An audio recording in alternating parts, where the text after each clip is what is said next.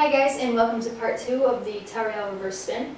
In the last video I showed you how to start from the regular grip and end in the reverse grip. Today I'm going to show you how to start in the reverse grip and end in the regular grip. If you haven't seen part 1, I strongly recommend that you watch that first. A major part of the sequence is the backwards spin, one of the first tutorials that I ever made. So if you haven't already watched it, I suggest you do, because it'll really help you out since we utilize it a lot here. So starting with the sword in the reverse grip and with it behind you, like how you ended in the last video, all you're going to do to start is move your pointer finger to the other side of the sword. Okay, this next part gets really wacky and it's really hard to explain and also pretty impossible to do it slow. So bear with me, I'm going to try my best. Just try and remember that instead of most of the friction happening on the inside of your middle finger, it's going to happen on the inside of your pointer finger. And also your thumb is going to have a huge part holding up most of the sword. So you're going to whip the sword up and out. Okay, let me show you again, but I'm going to keep my hand the way it was like this. Just ignore it for now. So you have the sword behind you like how you started.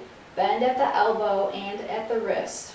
So now the sword is like pointing at the ground in front of you, and then you also pivot it to the left and continue.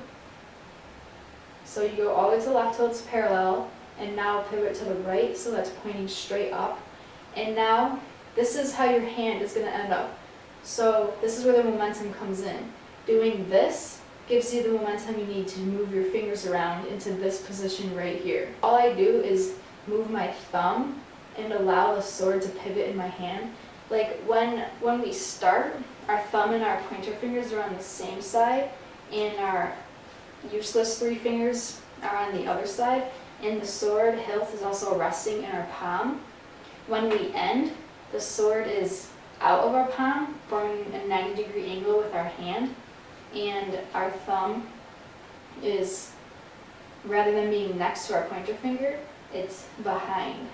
If you want, start how we started with our sword in between our pointer finger and our middle finger, and hold on to the sword with your other hand, and just drop it like this so that it's 90 degree with your palm, and move your thumb here. And now if you tip the sword up like this so your palm is up, this is how you're going to end up over here.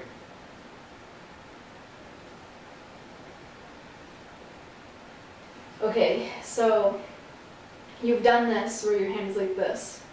And now, in the same moment pretty much, you're going to move your hand so it's like this. So right now your palm is up towards the ceiling, pointing up towards the ceiling, and your thumb is on the back of the hilt. Now you're going to move your thumb so it's on the same side as your 3 useless fingers. And you're also going to turn your palm a little bit so that it's pointing to the left. So now you're really squeezing with your pointer finger and your middle finger, and you can feel the friction here on the inside of your middle finger. If you're still confused on that last bit, I'm sorry, but we need to move on.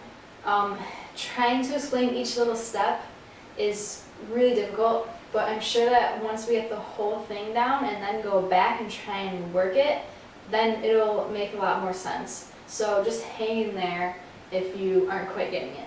Okay, so once you do this and your sword is pointing up and you have the weird grippy thing with your palm to the left and your thumb on the same side as your 3 fingers and only your pointer fingers holding the sword up, then you're going to bring it to the right and kind of behind you like this. So like imagine you're trying to chop your shoulder off, but don't.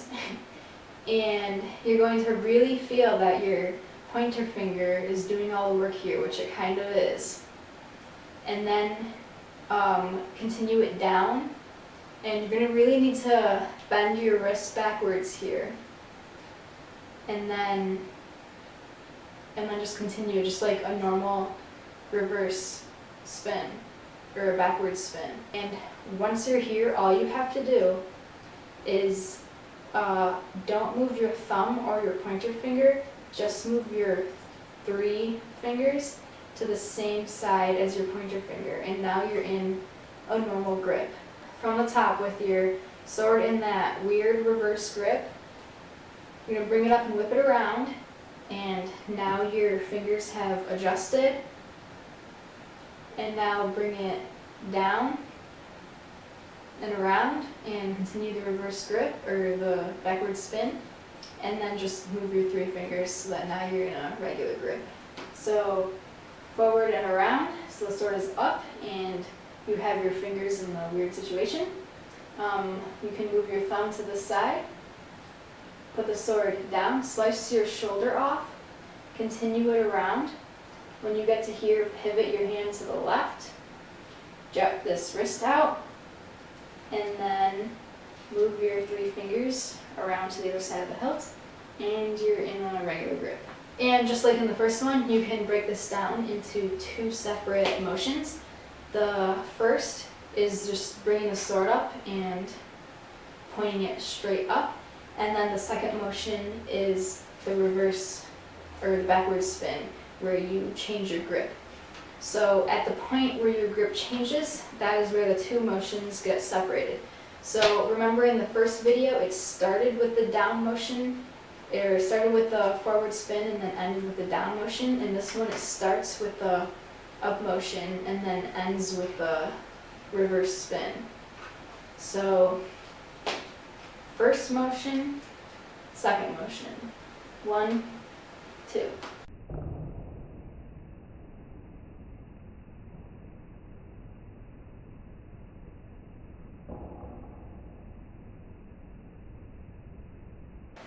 If you have any questions, please ask in the comments and I'll do my best to explain and answer for you. So thank you for watching. Stay tuned for more videos coming out eventually.